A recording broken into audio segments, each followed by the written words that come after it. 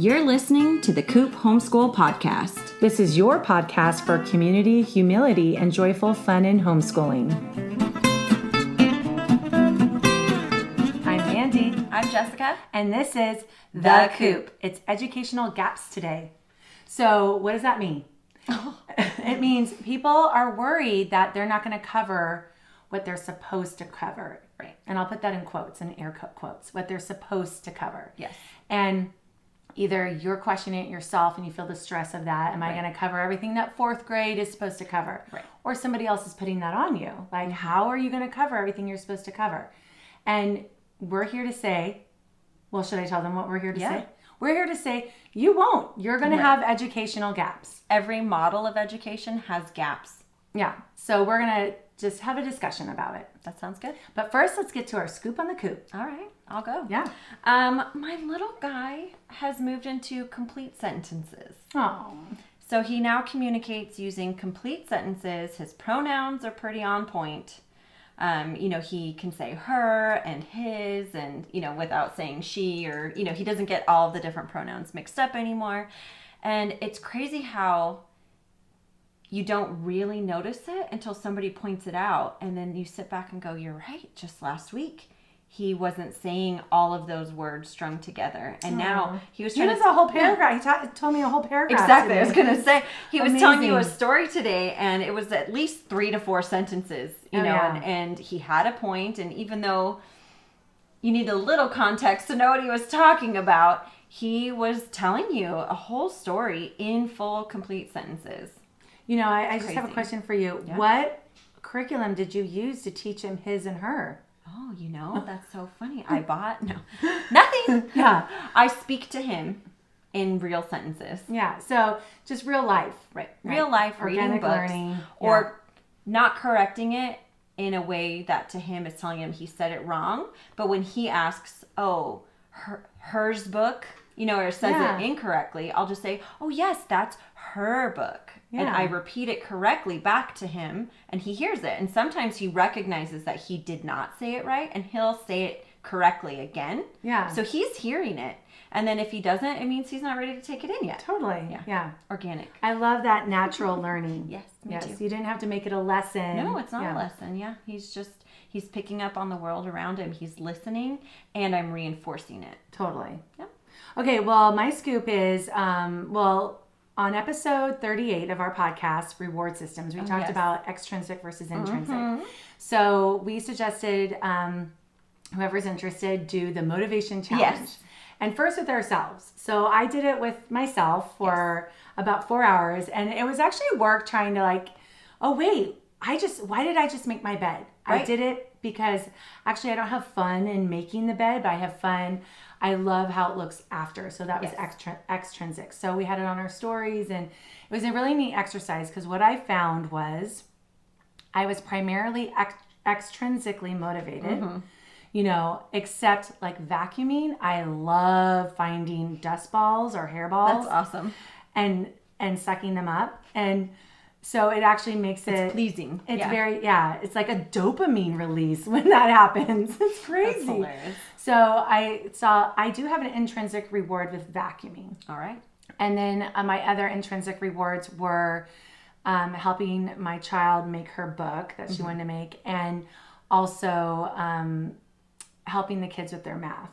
Right. So the schooling aspect. Oh, we also did a cluster diagram about who was Elvis Presley because we had finished his book.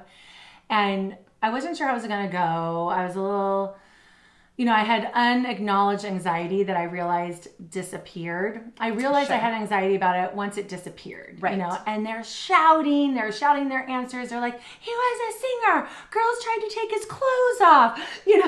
Right. It was really cute. It's from the Who Was Elvis Presley book. Right. And so, and after a while, I was like, can we stop shouting? Because I'm now shouting. It's too much. Yeah. But it was really fun, and they were having so much fun and making each other laugh and giggle.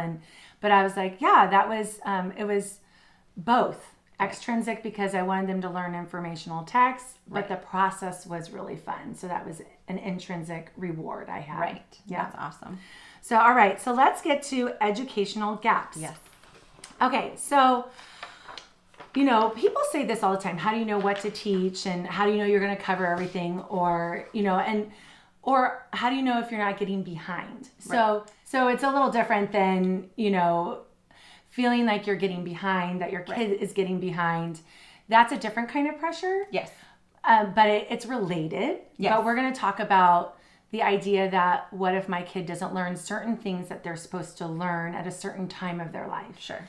And so how do you know what's maybe developmentally appropriate? Right. And I say maybe because just because the government says it's developmentally appropriate doesn't mean it is, especially for your unique child and your unique situation. Right. And then it's the approach. It's not necessarily that the content is or is not developmentally appropriate. It's having so much content at specific ages. Is that a requirement that's developmentally appropriate? Right. Because, so standards. Let's just start with standards. Sure. People refer to standards to know that, I'm moving along as I should. Right. And there's not going to be any gaps. Well, so I have my kids' standards in front of me. Right.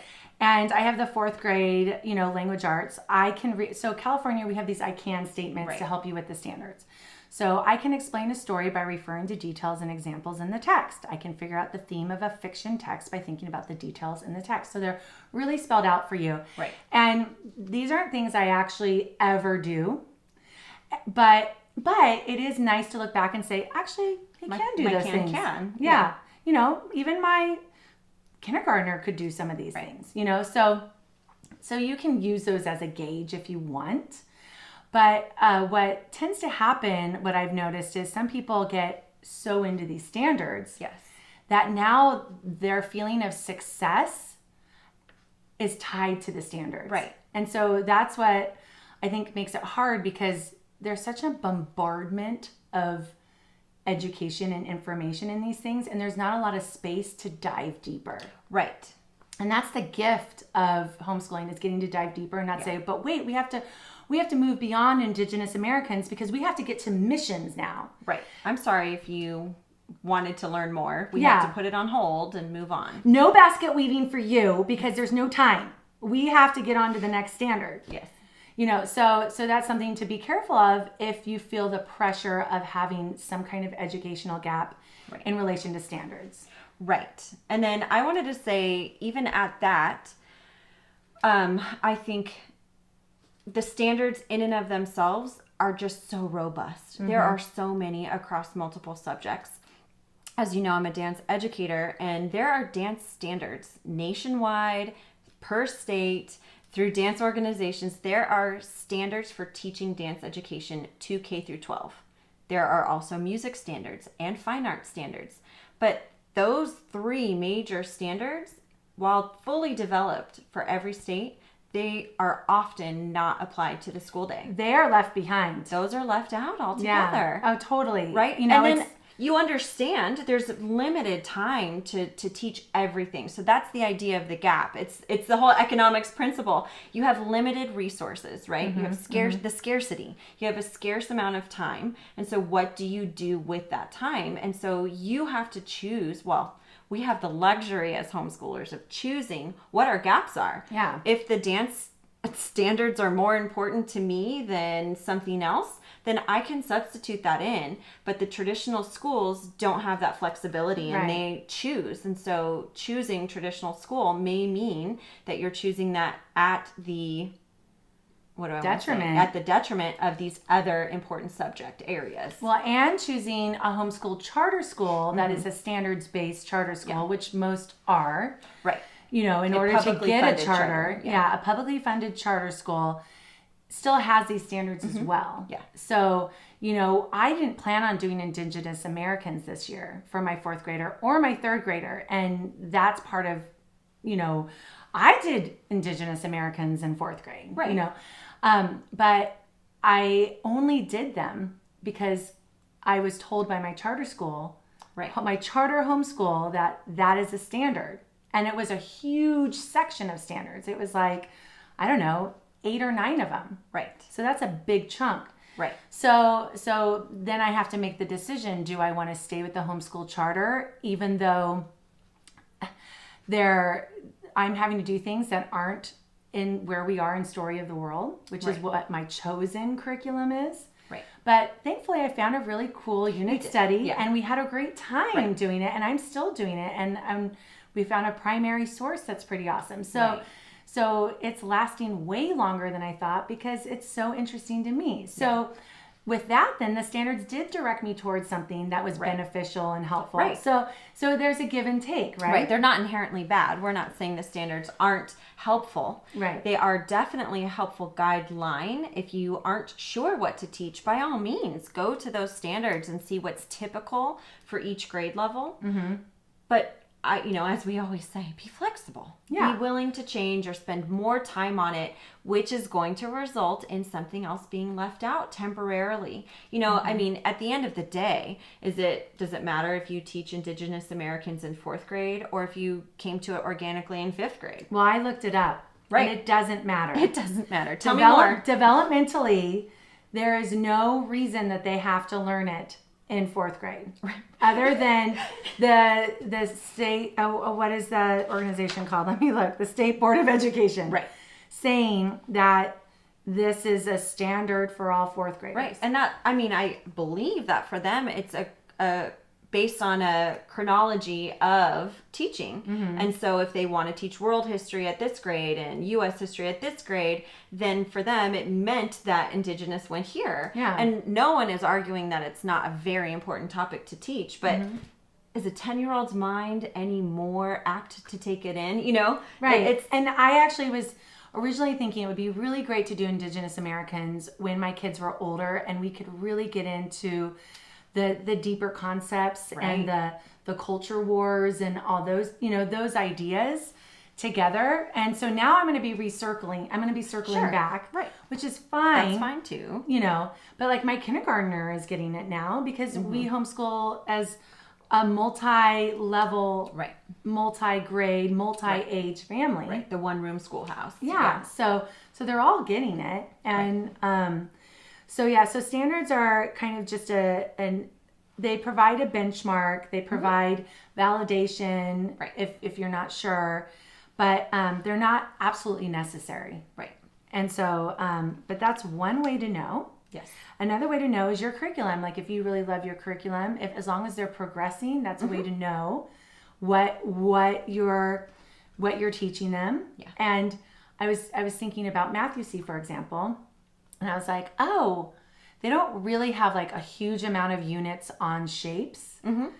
There's not a lot of that, but then it gets sprinkled in every now and then. And then perimeter gets sprinkled in. And then my son's about to do volume. Right. And I was like, oh, that's an interesting way. It's just really spread out and sprinkled in and gives them a break from like, the times tables. And then all of a sudden he's going to be doing volume. And so it's a neat. Yeah. My daughter through the multiplication in her Matthew C book is learning pints, quarts, and cups organically in the context of solving word problems. Mm-hmm. If you have 5 quarts, how many pints do you have? And so it's helpful that it's always in the context of something. It's not a lecture. Mm-hmm. They're not just sitting there trying to take in this information we expect them to memorize and regurgitate. Rather, they're using it to help solve, application problems. Well, and one of the reasons I went the way of curriculum is because I had a curriculum I wasn't using. So we didn't use the curriculum for years, even though it was awesome. It was just too teacher heavy. Yeah. And so they had a couple years where they didn't do any math other than like the Kumon books. Right. And then I started wondering, wait, are there educational gaps? Right. If I had a fuller curriculum that said this is book 1, book 2, alpha, beta, gamma, epsilon or delta or epsilon, whatever. Right. Then I know that the gaps will be handled. Right. But when you're just pulling workbook here, workbook there, you're like, wait, did they get everything that will take them to the next level? So curriculum is a big help in that as well. Another one is interests. Yes. So to me, it would be a big educational gap if my kids didn't get to look at anything they're interested in. Like that would be really sad if they're not getting to read the books they want to read. Right. Now there's books that people assign all the time because there's certain books you're supposed to read at a certain level. But those are sometimes our read alouds or I was afraid of them growing out of picture books. Right. So this year I made a big focus on picture books. I'm going to carry it through next year because I didn't even get to like half of them. Right. And so I get to just carry that through as long as I don't feel like they're 15 and I'm still like, let's do a read aloud of a picture book. Right. You know? Yeah. So their interest, you want to give space for their interests and your interests too. Like, why not share you? Exactly. Yeah. And then also where you see a need. Mm-hmm. So if they want to do something, they want to write up, you know, my daughter is writing chapter books right now. And then I'm realizing, oh, she doesn't have any knowledge of, you know, separating, you know, quotes from people or, you know, dialogue. Right. So then I teach it to her. Yes. Oh, she's not capitalized the first letter of every sentence, even though I've told her to do that. Now she's really honing in on that. Right. When she has me read, I'm like, can you just go through and capitalize all the things that need to be capitalized first? Because that's really frustrating to me when I read it. Yes. And so she knows to do that. Right. You know? She can self-edit now. Yeah. And so and that goes with, you know, her need to do something, and it's an organic way. Right. And in the retroactive way, you are checking off I can statements, but it doesn't matter whether those are third, fifth, sixth I can statements because she got it done. Yeah. And she did it, and she's going to remember now because whatever she did was led by her interest and important to her. Yeah. No, I love that. Okay, so with homeschooling, though, there will be educational gaps. Yes. So whether you're, like you said earlier, whether you're traditional schooling, private schooling with traditional, or Montessori schooling, whatever it is, there's going to be educational gaps. Yes. And I was talking to the spouse, and he was like, well, the coolest thing about homeschooling is you get to pick those gaps. Right. We're in control of that. Yeah. Whereas if their schedule is so busy, being at 8 hours a day at a school, there's no space in their day to pursue the gaps that they're interested in. Right. You know, the things that they're not covering in school, they're interested in. So those interests don't get developed. Yeah. They can't dive deeper. Exactly. And what's so cool is, like, since we are doing Indigenous Americans, I'm like, I know my girls would love basket weaving. Right.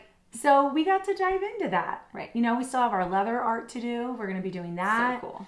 Yeah. And then the primary source I'm reading aloud, they're kind of done now. She's gotten a little older. Right. But I'm going to keep reading it aloud because I'm interested. Right. And I think there's stuff to gain from it. And they can play with their Legos and their slime while they're listen. They're taking it in. Yeah. Yeah. We talk about that in Balance of Exposure, episode 35.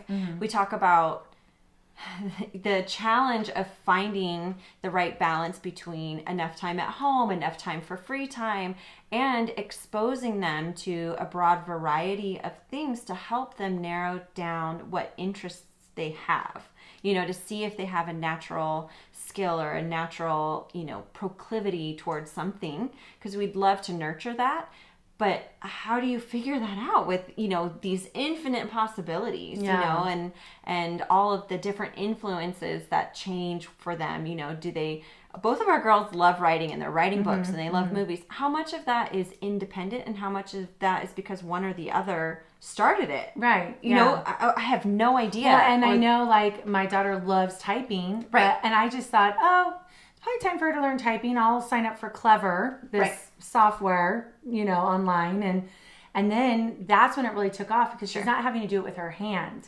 Right. Yeah. So now she can type, and she loves doing anything on the computer. Exactly. You know. So it's just very interesting, but letting them have time to explore and figure it out is important while you balance it. And so the balance of exposure is just the different aspect of what we're talking about, but it's very closely related to this conversation about educational gaps, because you still have to come to terms with, you can't possibly teach them everything there is to know. And by what time, you know, by when, you know. And so, you know, I know you're probably about to segue there yourself, but we were talking about the long view. Right. You know, like, at what point are you looking towards? Are you only looking at one school year and all the things that you need to check off in one school year? Because I'm not. Right. I mean, and the thing is, we want lifelong learners. Right. So I don't really remember much, you know, from elementary school. barely anything impacted me academically. Sure. And so I do sound like a ditz when I'm around people when they're talking about academic stuff but they know it because they studied it again in college, but then took it as common knowledge. Whereas I think a lot of us don't remember elementary school stuff because we're bombarded with so much. Right. And so to take the long view is like, is this something, am I giving them a skill or am I helping them learn a skill that they can, when they're 35 and they're finally interested in dolphins, they can look it up and then go take a class and become a dolphin trainer? Right. Right. So, there was this quote I saw online and it was from FordhamInstitute.org, and their article was "Do Standards Matter?" Right. And it said, one of the quotes in the article was, "What isn't taught is not likely learned." And I completely disagree with that. Right. And I, like, from the classroom point of view, it's not likely learned in the classroom. Right. But there's so much learning that goes on that us parents have no idea is happening in our own homes, which is amazing. Like the just through their play, their interactions with their friends, being outside for hours. Like there's so much learning and interest building that's happening. And if there's no space for that and you're just bombarding them with only the standards, you're going to have a lot of educational gaps if you stick to the standards. Right. And you have a lot of burnout, quite frankly, for those kinds of students who aren't gifted with academics, and you're forcing all of these things and they don't even get one interest-based subject to work on, or they can't do it at their own pace. Yeah. They're burned out. Yeah. And then you're trying to tell them they need to go to college and now, there's a lot of things going on, but had someone just said, "What do you want to study?" Yeah. And let them figure it out at younger ages, maybe they wouldn't be so opposed to education. Right. And that's obviously not the majority of people, but I think there's a fair amount of people who are totally burned out by 18. Well, yes, it's called senioritis. Right. And they don't even want to go to school. Right. And it's, for different reasons. And then the thought of college, and many people go anyway. And then how many are changing majors? They're not sure. Totally. They get a degree that they're not going to use because they were just expected to go. So how much of it is really from an internal passion to learn, and how much of it is just this expectation, and so those are just different life gaps that they're having outside of educational gaps. The education, the academics were at the detriment to their own personal development. Right. And, you hear, I heard someone at a conference, she wanted to get into New York School of Art. She had never been interested in math, but they said she needed to be able to pass this math exam. And since she was homeschooled and didn't really ever do math, she said, I studied for 3 weeks. Right. And she ended up getting a merit scholarship. Right. So, there's not that I would want to wait to teach my kid math till he's 17.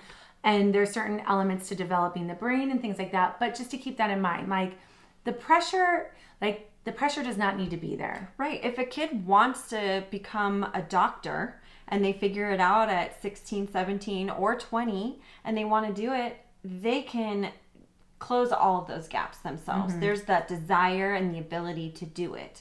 But, you're not going to prepare every kid for everything out there. Right. And that's not what the standards are necessarily trying to do. They're just trying to reach a broad base and have a common ground.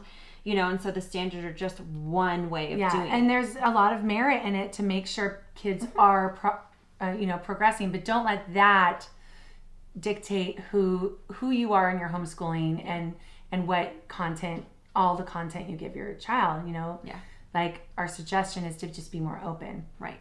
I was just thinking of what you were just saying about, so when you potty train a child, if you potty train them at 1.5 years, it might take a bit longer than if they're 4. And I actually potty trained one of my children at age 4, and it literally took a day. Right. Because that child was developmentally ready for that at that point in time. Now, if that child was ready at 2 years old, it would have taken a day then, Right. But when I tried at 2 years old, that child was not having a successful experience. No. So then I was like, forget it, And then you try at 4 and it takes 1 day, boom. Right. But think about all the time you could have spent trying to force it on the 2-year-old, the hours of forcing sitting on the potty, the pain of cleaning up mess, and the shame. Yeah. And think of all of the things that you weren't doing in those hours because you felt like this was something that needed to happen at this stage of life, right, or this age. And, crazy. I know. It's just goes to show, there's no one way to parent. There's no one way to do these things. And it's all just your personal conviction, your calling, your checking in with your individual child, and as we've always said, we love the freedom that we have in homeschooling to listen to our children and to teach them in a way that's good for them. Yeah. Yeah. And not worry about the educational gaps. I figure we'll cover it eventually, and if she wants to know it, she's going to learn it. Yeah, she'll learn it. She'll learn it when she's 50 if she needs to. If she feels like an idiot because she didn't know something when she's 25, she'll probably look it up and figure it out. Yeah, like facade and facade. Right, you figure it out. I definitely don't know everything. Yeah. I'm, like a grown woman, and there's things I'm like, oh, you think that's common knowledge? No idea. Yeah, exactly. Yeah. All right, it's time for our new segment, Coop Questions, where we answer your questions. If you have a question that you want answered, contact us through our podcast page at thecoophomeschool.com. I will. Yeah. So our question today is, what are some good educational shows for preschool and elementary aged kids? All right. What'd you get? So I always recommend Mr. DeMeo. Oh, yes. And a preschool age, maybe not so much, but I know she's now 6. I know she's loved Mr. DeMeo since she was 4. Right. So she might not be getting all the information, but he's hilarious. Mm-hmm. He has, he teaches about the pyramids, the planets, and he's super creative, and he's on YouTube. Yeah. Another one is Wild Kratts. Oh, yes. That's on my list. Yeah. So, we love Wild Kratts. My kids know they know about the African savannah. They know about so many bugs and animals because of that show. Yep.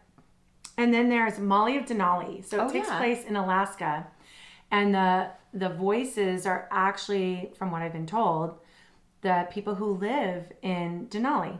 Oh, that's really cool. Yeah. So, and then they show some real life Alaskan children doing the things that were represented in the actual cartoon portion of it.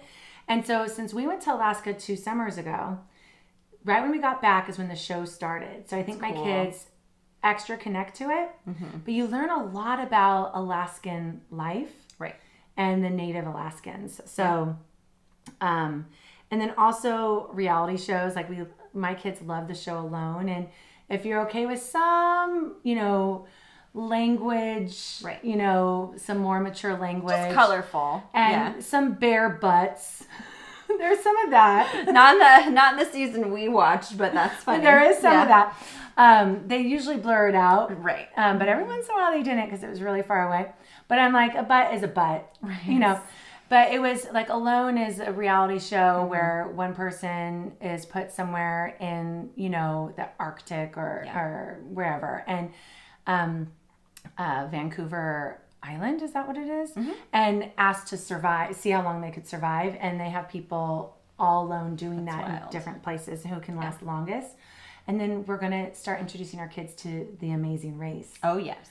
So, and then they're really going to see the countries. We've studied all these countries. How great for them to get to see, and again, that's a little more mature. I would say that's more middle elementary or upper elementary because there's going to be fighting and frustration. Mm-hmm. But that's something we can parent them through and talk about how if that's a family show. Yeah, people who love each other. Oh, yeah. So these shows we watch as a family. Right. These are not put it on. No. So Alone, The Amazing Race, Lego Masters was another really good one. Yeah. And so there's just one season of that. Yeah. So those are just some. Yeah. I think it really depends on what this asker means by educational, because I consider all of those reality, not all reality, but those that you mentioned and more, as well as documentaries to be quite educational, but they're not necessarily educational like Sesame Street. Oh, You know, they're like not teaching 1, 2, letters. 3, 4. Right. So Yeah. it kind of depends on what you mean, but we've always found value in those kinds of shows,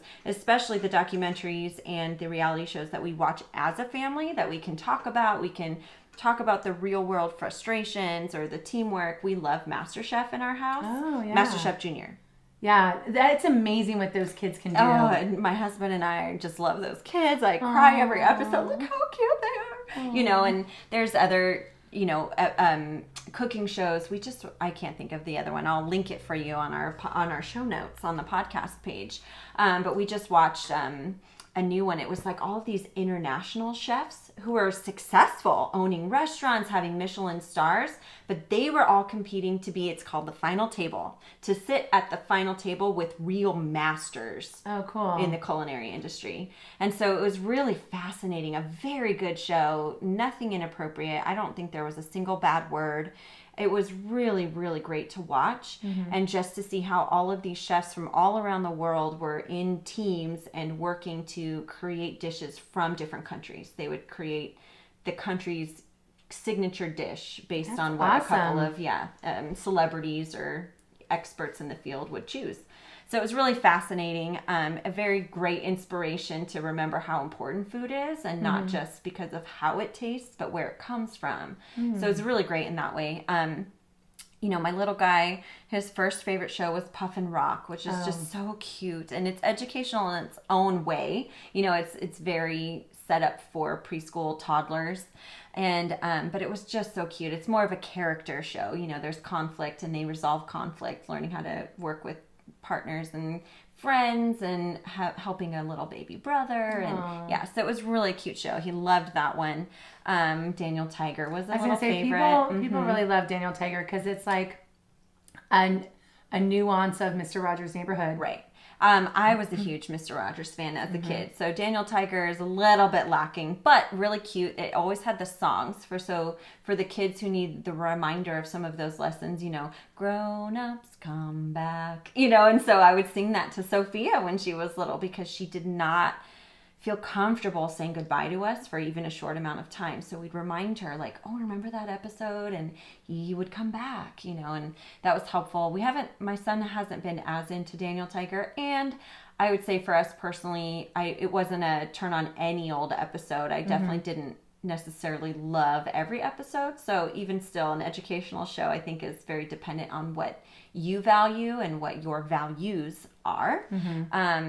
We used to love Cat in the Hat. That was a really fun one. Yeah, with Sophia. August has maybe watched only a couple. I'm trying to think of what one of the other ones is that they asked for. Oh, Magic School Bus. We really like the original Magic School Bus. I haven't watched the new ones. My kids loved Super Y. Oh, yes. Sophia liked that one. I haven't shown that to August at all. He already knows all of his letters, though. I'm just going to warn everybody against Caillou. Oh, yes. I've heard that Nobody I know has ever... Actually, let's say everybody I know whose kids watch Caillou regret introducing that show to them. That's what I've heard. Yeah, so steer away from Caillou. Yeah, I agree with that. So, I mean, yeah, I really love the documentaries. It's never really too early to introduce, you know, Planet Earth. You just maybe don't want to watch the Predators episode or anything that might be too scary for littles. But there's so many amazing documentaries out even documentaries that are kids doing stuff are pretty cool. You know, there's a spelling bee one. Oh, yeah. And that's fascinating seeing how they can spell. And that documentary, there were 8 winners. That's awesome. So they just kept going and going. And then finally they said, okay. You guys all win. Yeah. And then you get to see them in their home life as well. Cool. Yeah. Awesome. Thanks for listening. We love your support. Be sure to subscribe to our podcast, leave a rating and review to let us know how we're doing, and share our podcast with your friends who need a little community, humility, and joyful fun in homeschooling.